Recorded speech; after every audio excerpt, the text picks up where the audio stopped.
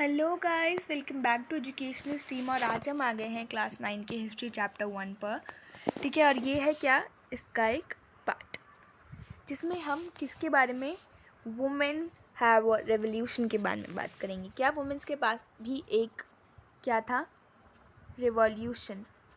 ये जो यहाँ पर आपको सारी वुमेन्स दिख रही हैं ना, ये सारी वुमेन्स कहाँ जा रही हैं, वर्सेल जा रही हैं। ठीक है, अब देखते कि ये वर्सेल जा क्यों रही हैं। ठीक है, from the very beginning womens are active participants all the events. हमने जैसे कि लास्ट क्लास में ये सब देखा था कि वुमेन्स एक्टिव वो पार्टिसिपेंट्स थी। जब वॉर हुआ उन्होंने ये सब कुछ मैनेज किया था। जब मैंस गए थे कहाँ पर, वॉर को फॉट करने, they went to fought the wars and the womens are managing the whole household work and they are employing too.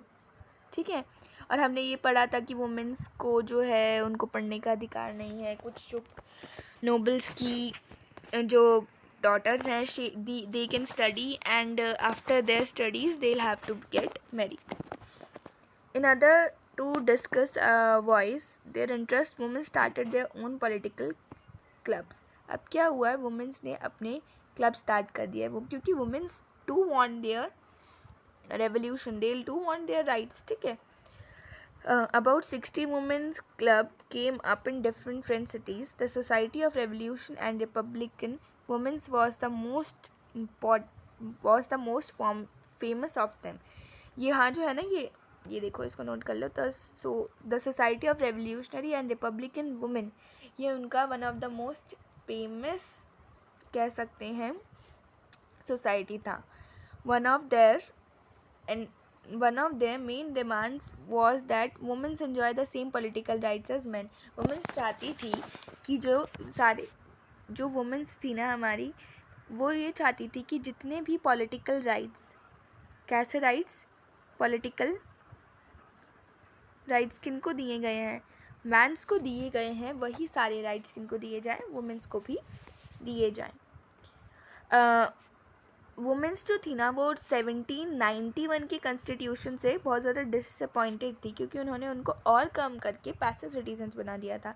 ठीक है, उन्होंने कहा कि हमें राइट टू वोट चाहिए, असेंबली में इलेक्ट होने की पावर चाहिए, पॉलिटिकल ऑफिसेस होल्ड करने की पावर चाहिए, और तब भी only then they felt would their interest be represented in the new government. और तभी वो ये सोचेंगे कि हाँ, उनके जो भी सारे ये अधिकार हैं, मतलब ये जो नई गवर्नमेंट है ये कुछ काम कर रही है, that they are doing something.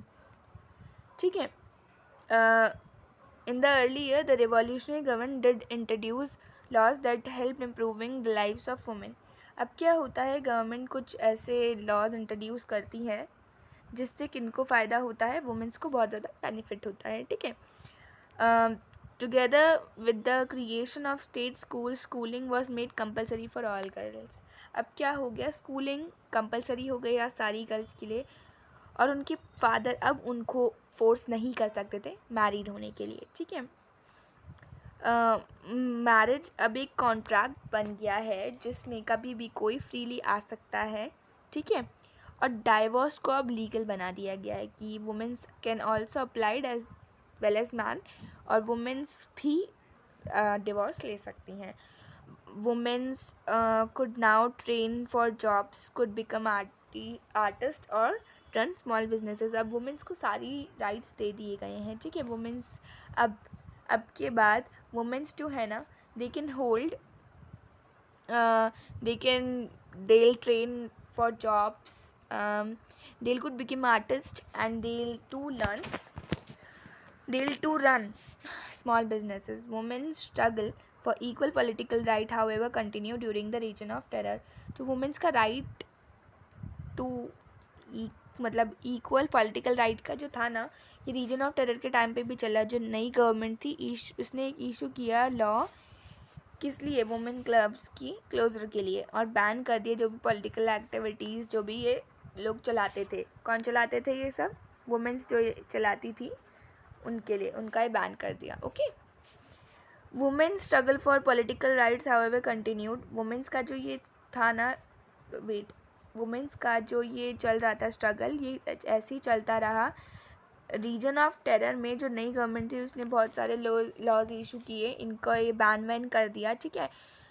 Women's movement for voting rights और equal wages continued through the next 200 years in many countries. ये जो था ना राइट टू वोट वाला जो थियोरी था, ये सिर्फ और सिर्फ यहाँ पर नहीं चल रहा था, ये बहुत सारे स्टेट्स में चल रहा था कि वुमेन्स को राइट टू वोट मिलना चाहिए। और ये पता है कितने साल चला? 200 years लगे, ठीक है। 200 years लगे उनको ये राइट पाने में। जैसे कि इंडिया को 200 years ने किन्होंने गुलामी किया, हम किन्होंने गुलामी करी अंग्रेज़ों की, इंडियन ने, वैसे ही इनको राइट टू वोट इतने टाइम में इन्होंने स्ट्रगल किया राइट टू वोट के लिए, ठीक है। Through an international suffrage movement during the last 19th and 20th century, the example of political activities of French women during the Revolutionary era was kept as active spring memory. It was finally decided in 1794 that women have the right to vote, that the French women had the right to vote. कि 1946 में आखिरकार right to vote मिल गया women's को, ठीक है। Women's को आखिरकार 1946 तक राइट टू वोट मिल गया अपना। यहाँ पर एक लेडी के बारे में बता रखा है, ये देखो इनको, ये है ओलंपे जे गॉगियो। इन्होंने the life of a revolutionary women कुछ लिखा है, ये बहुत इम्पोर्टेंट जैसा है, आप इसको पढ़ सकते हैं। She is also a great personality for womens, ठीक है। यहाँ पर ये कुछ सोर्स दे रखा है कि जो भी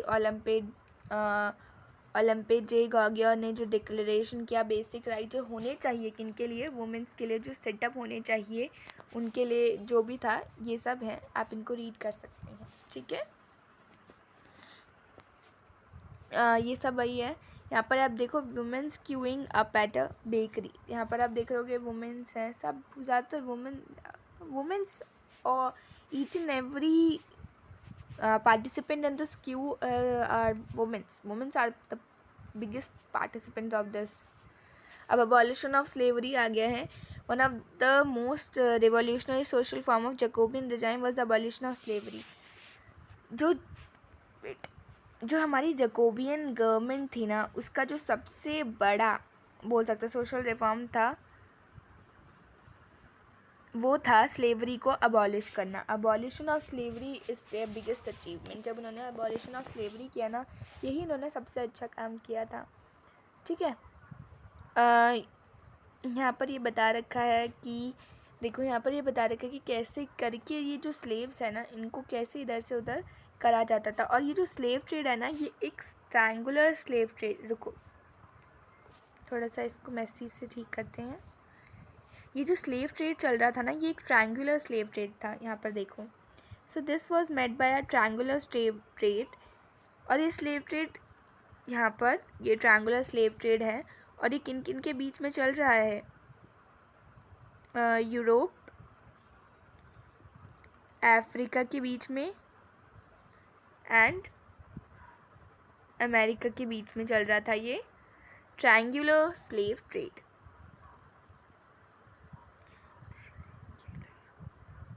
स्लेव ट्रेड, ठीक है।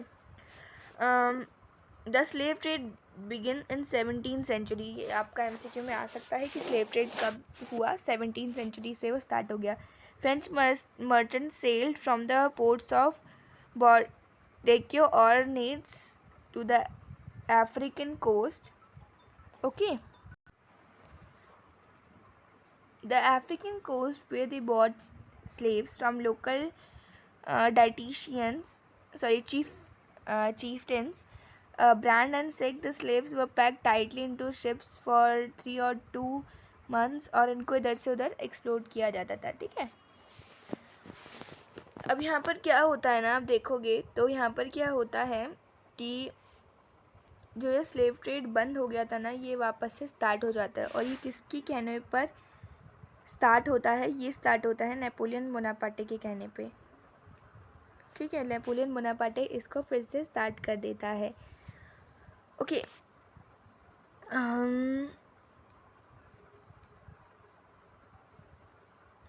अब क्या हुआ यहाँ पर देखो, नेपोलियन बोनापार्टे भी हैं,